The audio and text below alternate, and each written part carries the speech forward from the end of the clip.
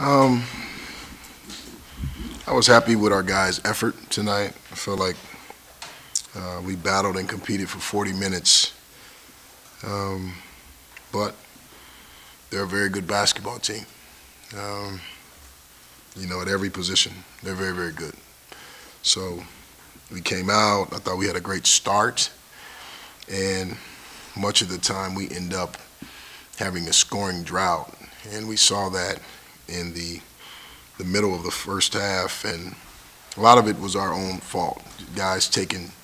Marcus takes a jump shot. Don takes an ill-advised shot. We could have gotten better shots, and that led to them going up by 10 at half. So. I was going to ask you about the offense. If I did the math right, you guys were scoring close to 75 the first 13 games, and about 55 the last three. Is it taking bad shots? Well, part of it is, guys forcing the issue, but then part of it is also using more clock to get a good shot, not coming down. In the non-conference, teams don't know you as well. They haven't seen you year in, year out. They don't know your personnel as well. There's not as much film out on you, and so now you come into a situation in conference where everybody knows what everybody wants to run, and so in order to get a good shot, you got to work a little bit harder. You got to execute more. You got to do a better job setting the screen. You got to come off the screen a little bit harder. And so, I didn't want it to be an up and down game against these guys because we're not going to win that game. Obviously we didn't win anyway, but we're definitely not going to win that game with them. And so you come down and you run more clock to just shrink the game a little bit and shorten the game a little bit. So that's part of it. But yeah, we had a couple guys take some shots at crucial parts of the first half when they made a run that I prefer them not take.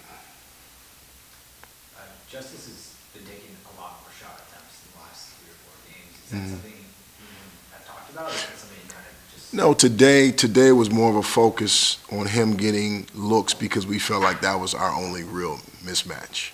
Having DeAndre Ayton try to guard Justice swing off the bounce, we felt like we could take advantage of that, and it worked out from time to time. But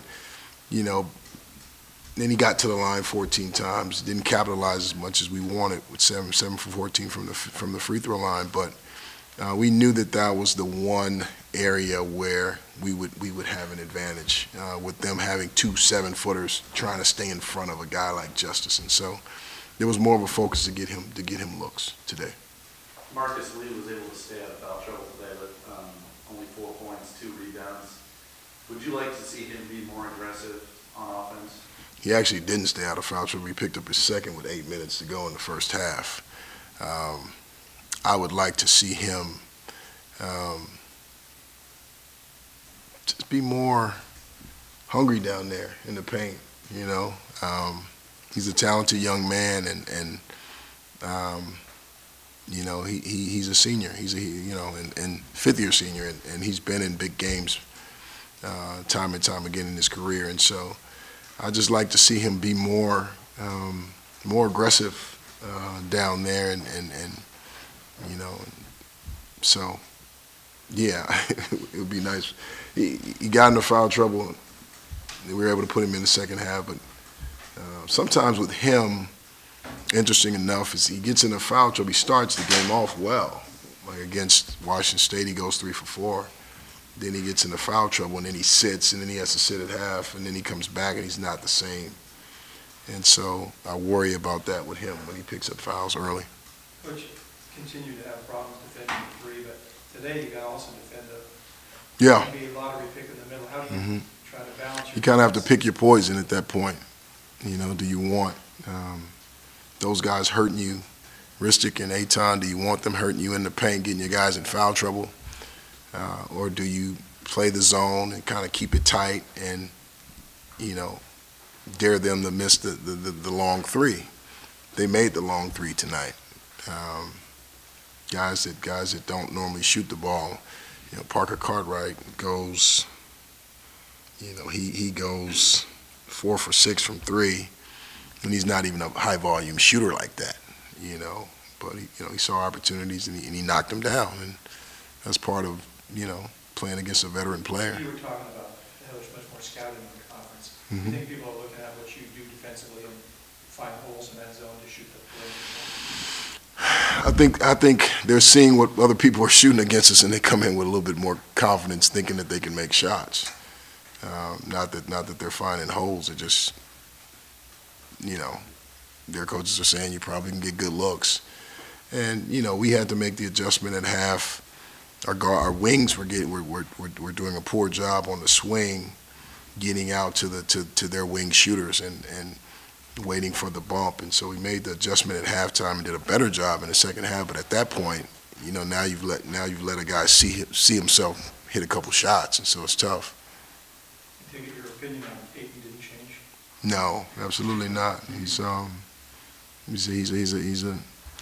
a talented young man, and he plays hard, and he has a really good demeanor. Even when things don't seem like they're going well, he handles himself the right way, and so.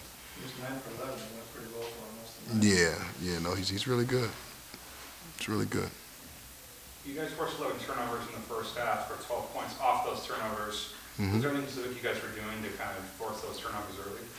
Well, we knew that Parker Jackson Cartwright was their he's the main ball handler for them. And so when he goes out of the game, we feel like, okay, even with Trier, as talented as he is, he's not accustomed to being in that role of having to run the team. And so we knew that when they went to their bench and brought in some of the other guards, that we could heat them up a little bit, and so we took advantage. That's twice in the past 3 games where you guys have forced 20 turnovers. Do you see some things you like there that you think? Yeah, I do. I think it, more than anything, it forces our guys to be aggressive. Just being in the press gives us a little bit more energy defensively, and so I like what it provides for us. We have to do a better job. So today, I think, they did a good job of when they did beat it. They did a good job of attacking it on the baseline with their bigs, and so we got to have better rim protection. Any other questions for Coach?